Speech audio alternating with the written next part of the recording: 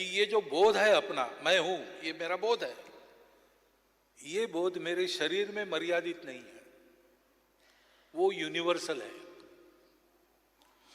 जो विश्व शास्त्र ने, कॉस्मोलॉजिस्ट है, उत्पत्ति शास्त्र विश्व का बताने वाले, वो कह रहे हैं कि everything started with A pre existing universal consciousness.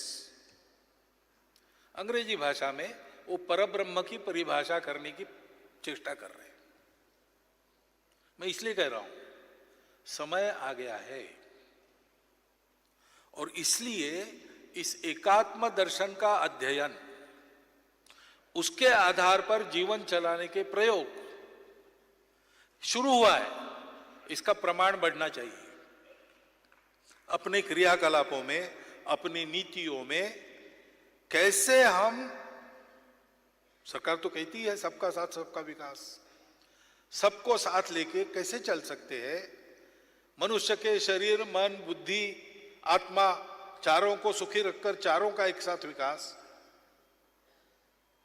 समूह, सृष्टि, व्यष्टि और समष्टि, परमष्टि, इन सब का एक साथ विकास, और अर्थ काम धर्म के अनुशासन में चलकर मोक्ष के तरफ जीवन को अग्रसर करे, इस प्रकार की जीवन पद्धति, इस प्रकार की सब प्रकार की और नीति, ये हमारे छोटे छोटे प्रयोगों में, बड़े प्रयोगों में विकसित करके हमको अपना देश उसके आधार पर चलाकर दिखाना पड़ेगा, और सारी दुनिया को वो तंत्र देना पड़ेगा, क्योंकि दूसरा उपाय नहीं है।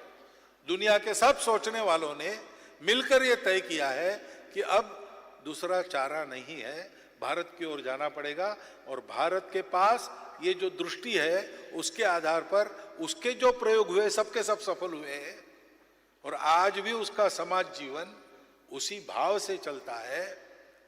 उसको काल सुसंगत रूप में एकात्म मानव दर्शन के रूप में पंडित जी ने प्रस्तुत किया, और गुंजाइश रखी कि हम उसमें और अनुसंधान और उसका विकास करें। उस कार्य को अपने अपने स्तर पर सबने हाथ में लेकर आगे बढ़ाना चाहिए, ऐसा समय है।